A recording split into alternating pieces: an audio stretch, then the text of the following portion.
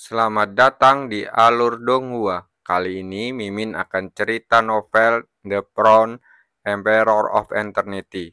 Sebelum mendengarkan, jangan lupa subscribe, like, komen, dan share ya, biar Mimin tambah semangat. Selamat mendengarkan. Melanjutkan episode sebelumnya, melihat penampilan Liu Fei, wajah pemuda berbaju biru itu sedikit tenggelam. Dia berkata dengan suara dingin, "Mengapa? Apakah Nona ini enggan meninggalkan kekasih mudanya?" Begitu kata-kata ini keluar, para pria berpakaian hitam itu mengelilinginya segera. Langsung bergegas ke kamar di belakang. "Karena kau tidak mau, aku akan memaksa untuk datang." Pemuda berbaju biru itu mencibir. Ekspresi Liu Fei langsung menunjukkan amarah. Orang ini benar-benar keterlaluan. Dia benar-benar ingin masuk ke kamar tempat Chu Guangsheng berada. Tetapi saat dia hendak menghentikannya, ekspresinya tiba-tiba berubah, dan dia menarik kembali serangannya. Aura ganas menyapu keluar dari ruangan. Langsung menghancurkan pintu, dan langsung mengenai beberapa pria berpakaian hitam. Di bawah hantaman begitu hebat, beberapa laki berpakaian hitam memuntahkan darah, lalu terbental jatuh terpelungkup di halaman. Melihat kejadian ini, raut wajah pemuda berbaju biru berubah. Ekspresi terkejut tampak di wajahnya. Kekuatan yang begitu dahsyat membuatnya merasa sedikit takut. Debu pun menghilang, dan sesosok pemuda melangkah keluar. Pada saat yang sama, terdengar tawa samar. "Tuan muda, telingaku tidak terlalu peka. Bisakah Anda mengulangi permintaan Anda sekali lagi?" Mendengar suara dingin ini, wajah pemuda berbaju biru tiba-tiba berubah. Dia punya firasat samar di hatinya bahwa dia telah bikin kesalahan. Namun dengan statusnya, apa yang perlu ditakutkan di kota Qiangshan ini? Dia menggertakkan giginya dan mencibir. "Aku mengundangmu untuk pergi ke tambang di luar kota, untuk menambang selama setahun. Apakah kamu berani menolaknya?" Dia masih tidak percaya bahwa anak di depannya ini dapat menyebabkan masalah di kota Qianshan. Jika semuanya benar-benar menjadi tidak terkendali, tidak peduli apapun latar belakang anak ini, dia harus keluar dari kota Qianshan. Baru saja dia selesai berbicara, suara angin kencang tiba-tiba terdengar, dan sosok Chu Guangsheng langsung menghilang. Pupil mata pemuda berbaju biru itu langsung mengecil, dan aura yang sangat berbahaya menyelimutinya. Saat berikutnya, sebelum seringai di wajahnya mengeras, sebuah kaki dengan cepat membesar di depan matanya. "Brengsek, beraninya kau menyerangku!" Dia berteriak kaget lalu meninju ke depan. Saat tinju dan kaki saling beradu, keluarlah sebuah kekuatan mengerikan yang tak terlukiskan, menyebabkan wajah pemuda berbaju biru itu langsung berubah drastis. Terdengar teriakan kesakitan. Tulang tangan pemuda berbaju biru itu langsung patah, dan seluruh lengannya terlempar ke samping, dan kakinya yang mengandung kekuatan mengerikan itu berpatri di kuat di dadanya. Suara daging yang rendah terdengar. Darah menyembur keluar dari mulut pemuda berbaju biru itu, dan tubuhnya langsung jatuh ke tanah. Puncak Rana Zotian. Pemuda berbaju biru itu berdiri dengan canggung saat menatap Chu Guangsheng dengan ngeri. Kultivasi orang ini sebenarnya telah mencapai puncak Rana Zotian. Chu Guangsheng tersenyum tipis, tetapi semua orang bisa melihat tatapan dingin di matanya. Setelah berhasil mempraktekkan seni naga darah, dia sendiri mendapatkan manfaat umpan balik dari kekuatan naga dalam darah naga, dan kultivasinya meningkat mencapai puncak Rana Zotian. "Tuan muda, bisakah Anda pergi sekarang?" Dia menatap pemuda berbaju biru dengan senyum di wajahnya, tetapi suaranya penuh amarah. Mendengar ini, pemuda berbaju biru itu langsung merasa gemetar di dalam hatinya. Dia menggertakkan gigi saat menatap Chu Guangsheng. "Bajingan kecil, jika kamu berani menyerangku, jangan pernah berpikir untuk bertahan hidup hari ini." Saat dia berbicara, matanya yang penuh nafsu menyapu ke arah Liu Fei, lalu tertawa tanpa rasa malu. Ketika kamu mati, wanita ini akan menjadi milikku. Pada saat itu, aku pasti akan mencintainya dengan baik. Senyum di wajah Chu Guangsheng langsung menghilang dalam sekejap. Dan ada niat membunuh yang sangat kuat di matanya ketika melihat pemuda berbaju biru itu. Kau mencari kematian. Sebuah suara dingin terdengar dan dia bergegas keluar meninju kepala pria berbaju biru itu. Merasakan hembusan angin yang mengerikan itu, wajah pemuda berbaju biru itu tiba-tiba berubah. Tetapi dia tetap tidak menunjukkan tanda-tanda menghindar. Dan matanya dipenuhi dengan kebencian saat dia melihat ke arah Chu Guangsheng. Tepat saat tinju Chu Guangsheng hendak dijatuhkan, sebuah tangan kurus tiba-tiba terjulur dan menampar tinjunya. Begitu keduanya bersentuhan, telapak tangan yang tampak kurus itu mengeluarkan kekuatan yang dahsyat, menghantam tinju itu hingga terlepas. Chu Guangsheng dengan cepat mengambil beberapa langkah mundur dan menghantam tanah dengan kakinya untuk menghilangkan gaya hentakan. Sambil mengangkat kepalanya, dia menatap ke depan dengan ekspresi dingin. Pada saat itu, ada seorang lelaki tua berbaju abu-abu, seekor anjing dari kota Qianshan. Ucapnya sambil menyeringai sinis, matanya penuh dengan niat membunuh, yang tak samar saat menatap lelaki tua itu. Walaupun di pertarungan sebelumnya, dia telah mengetahui bahwa lelaki tua berpakaian abu-abu itu adalah seorang praktisi Rana Yin Yang. Namun, dengan kekuatannya saat ini, dia dapat menghadapi praktisi Rana Yin Yang biasa ini tanpa rasa takut. Tuan muda, Anda adalah orang pertama yang berani melukai tuan muda. Di kota Qianshan kami, kata lelaki tua itu dengan ekspresi kosong. Penatua berbaju abu-abu, bunuh bajingan kecil itu. Pemuda berbaju biru itu meraung, matanya dipenuhi kebencian. Jangan khawatir tuan muda, aku akan mencari keadilan untukmu. Pria tua berpakaian abu-abu itu berkata dengan dingin. Keadilan? Mendengar ini, senyum dingin muncul di sudut mulut Chu Guangsheng. Kota Qianshan yang begitu bagus telah diserahkan kepada sekelompok binatang buas.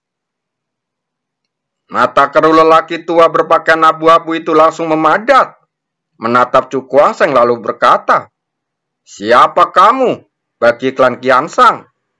Chu Guangsheng berkata dengan ringan, aku tidak ada hubungannya dengan klan Qianshan. Kau orang tua tidak perlu khawatir. Yang disebutkan Qianshan adalah pemilik asli kota Qianshan ini.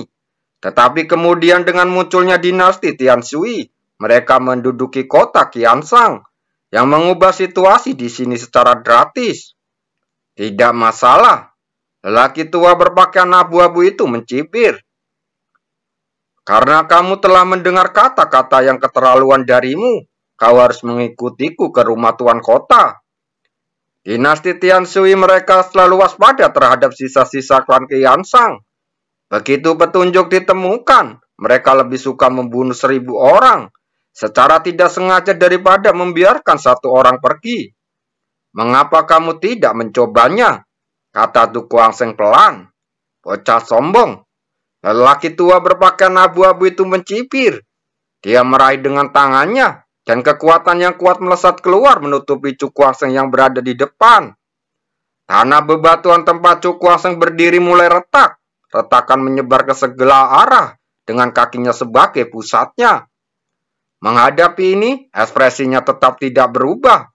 Dan bahkan fluktuasi aura di sekitarnya sepenuhnya terkendali di dalam tubuhnya. Bocah, ketahuilah bahwa tidak ada gunanya melawanku. Pria tua berpakaian abu-abu itu mencibir. Dan kekuatannya meraung lalu berubah menjadi tangan cahaya spiritual yang besar untuk meraih Chu Guangsheng. Pada saat tangan besar cahaya spiritual terbentuk, kilatan cahaya tiba-tiba melintas di mata Chu Guangsheng. Saat berikutnya, raungan naga yang rendah seperti keluar dari tubuhnya. Ada sedikit cahaya darah di permukaan kulitnya, dan tidak ada fluktuasi kekuatan yang mengguncang bumi. Chu Guangsheng hanya melemparkan pukulan biasa, dan itu bertabrakan dengan tangan besar cahaya spiritual. Sebuah pukulan yang tampak biasa saja, Tapi saat bertabrakan dengan tangan besar cahaya spiritual, sebuah kekuatan bagaikan semburan air menyembur keluar dari tinju Cukuangseng bagaikan air pasang yang bergelombang. Tangan besar cahaya spiritual itu langsung meledak, dan kekuatan dahsyat menyapu menghantam lelaki tua berpakaian abu-abu itu. Lelaki tua berpakaian abu-abu itu langsung mundur berulang kali dengan wajah ketakutan. Setiap kali dia melangkah, tanah di seluruh halaman bergetar ke atas, dan retakan menyebar menutupi setiap sudut halaman. Sungguh kekuatan yang mengerikan. Lelaki tua berpakaian abu-abu itu menegakkan tubuhnya lalu menatap Cukuangseng dengan terkejut. Anak ini jelas berada di puncak Ranah Zotian.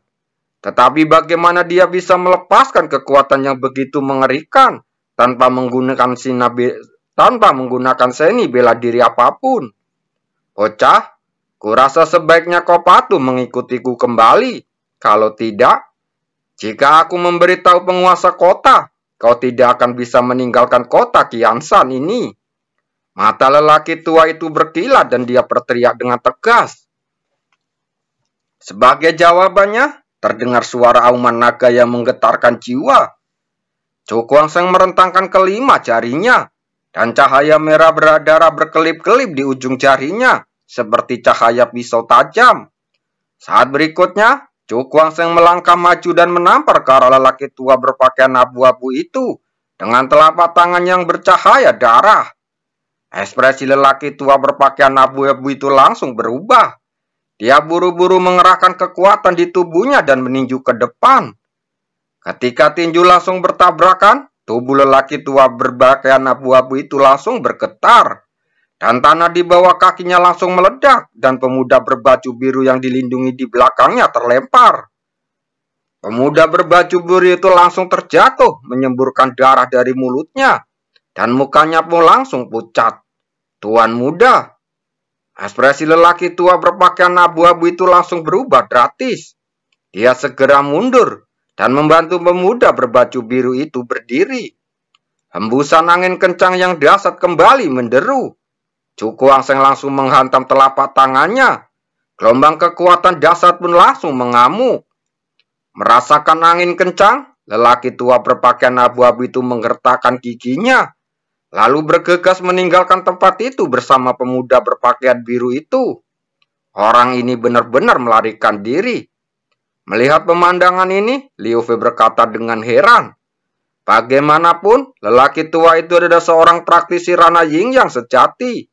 Dan sungguh mengelikan melihatnya melarikan diri dalam kepanikan seperti itu. Cukuangseng menarik tangannya, lalu menatap ke arah orang tua itu melarikan diri dengan wajah dingin. Namun tidak memilih untuk mengejarnya.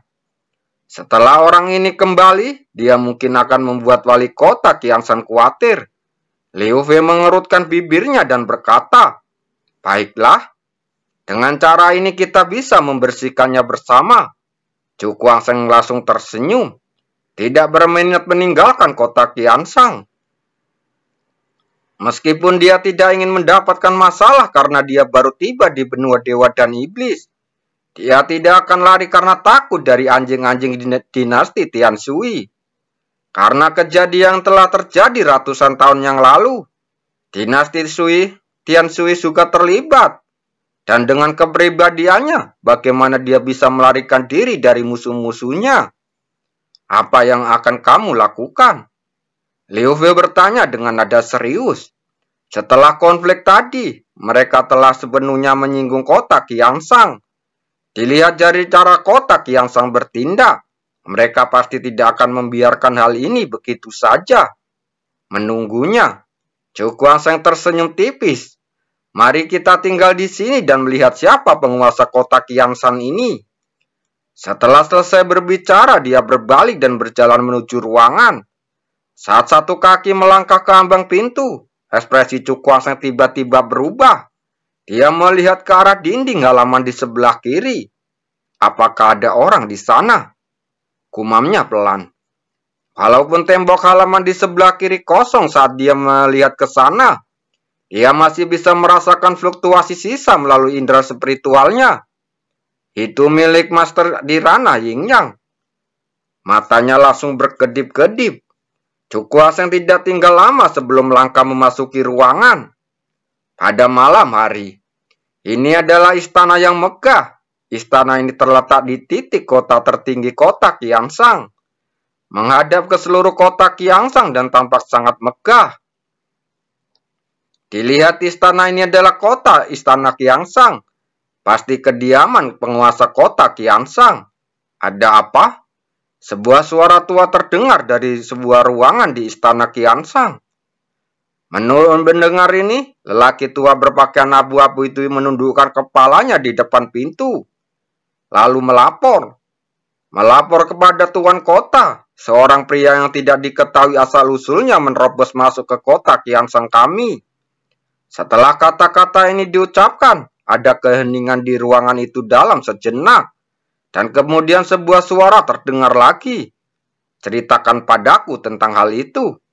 Iya, kata lelaki tua berpakaian abu-abu itu dengan hormat. Dia kemudian menceritakan konflik dengan Cukuaseng secara rinci.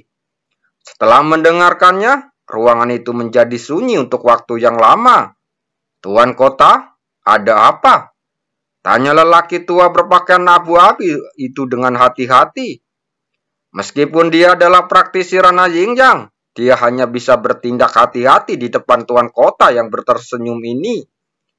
Namun, menyembunyikan belati yang sangat kejam pada dasarnya. Jelaskan penampilan pria dan wanita itu. Terdengar suara dari dalam ruangan, namun kali ini ia mengandung niat membunuh yang kuat. Pria tua berpakaian abu-abu itu gemetar. Meskipun dia bingung dengan fluktuasi emosi orang di ruangan itu, dia tidak berani mengabaikannya. Dia segera menggambarkan penampilan Cukuaseng dan Liu Fi. Ketika dia mengucapkan kata terakhir, terdengar suara meja kopi meledak di ruangan itu. Niat membunuh yang kuat menembus ruangan dan menyelimuti seluruh aula Qianshan, menyebabkan banyak orang gemetar. Lelaki tua berpakaian abu-abu itu diam-diam menyeka keringat dingin. Mengapa tuan kota begitu marah kali ini? Dia jarang melihat niat membunuh yang mengerikan seperti itu. Hahaha, sungguh kebetulan. Setelah waktu yang lama, tawa dingin datang dari ruangan itu, menyebabkan seluruh aula Qianshan bergetar. Lelaki tua berpakaian abu-abu itu menelan ludahnya lalu bertanya dengan ragu-ragu. Tuan kota, bagaimana kita harus menghadapi kedua orang itu? Awasi mereka berdua, dan jangan biarkan mereka meninggalkan kota Qianshan. Tunggu sampai aku keluar dari pengasingan, dan kemudian aku akan pergi menemui mereka secara pribadi. Sebuah suara dingin terdengar, dan niat membunuh yang kuat Melasukin itu langsung ditarik kembali, dan semuanya kembali tenang kembali. Baik, Tuan, jawab lelaki tua berpakaian abu-abu itu sambil meninggalkan aula Qianshan. Setelah dia pergi, aula Qianshan berubah menjadi sunyi senyap. Tak lama kemudian, terdengar tawa dingin. Hahaha, ada jalan menuju surga, tetapi kau tidak mengambilnya. Kemudian, tuan kota ini akan memberitahumu apa artinya tidak ada pintu menuju neraka. Sebuah ruangan yang sunyi. Cukuaseng melompat dari tempat tidurnya dan berjalan ke jendela dengan tangan di belakang punggungnya. Dia menatap langit malam yang gelap di luar lalu terdengar suara samar. Kau sudah mengikutiku begitu lama, sekarang kau bisa muncul. Suara itu bergema di ruangan. Setelah waktu yang lama, sebuah ruangan itu tiba-tiba berfluktuasi.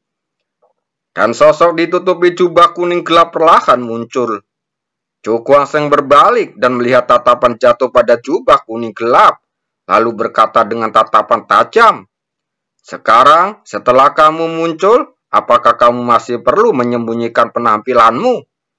Mendengar ini, sosok yang ditutupi jubah kuning gelap itu terdiam untuk waktu yang lama, lalu mengulurkan tangan dan menarik jubah itu ke bawah, memperlihatkan sosok seorang wanita.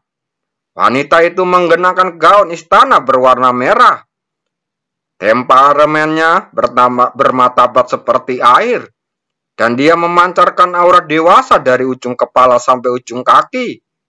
Cuku Angseng menatap wanita itu dengan mata membara, lalu bertanya dengan wajah muram, "Siapa kamu?"